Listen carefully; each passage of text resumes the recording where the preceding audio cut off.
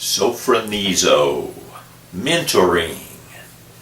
In Titus 2:4, Paul urges Titus to encourage the older women to train the younger women to love their husbands and children and live godly lives in the Lord. The word translated train here is sophronizo. Sophronizo comes from Sophia and phronimos, both of which are wisdom, or phroneo, which is to think or use your mind. But sophronizo, the compound word, is not about thinking, but about living your life. It is not translated train anywhere else in Scripture. Everywhere else, it is translated to live self-controlled lives, or to be self-controlled. It is a verb for self-control.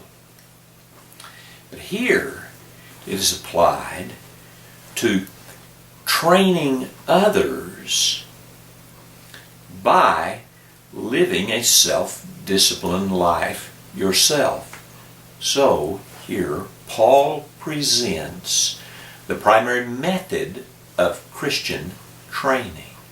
Paul is often accused of being arrogant, partly because he invites people to imitate his life, or imitate his faith, or imitate me as I imitate Christ, Paul writes. Paul was not saying he had everything together.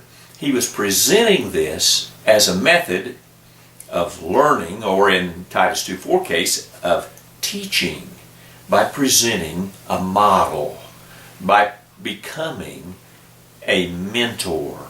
This is very much like the internship of a physician. A person cannot learn to doctor or become a doctor simply by taking notes in the classroom. No, the cap of his medical training takes place in his internship under the supervision and example of seasoned doctors, where he practices medicine in this intensified environment of the hospital. So, we are to train those that God has given us to train by living faithful, self-controlled, fervent, prayerful lives in the real situations of life that we encounter and they will also encounter.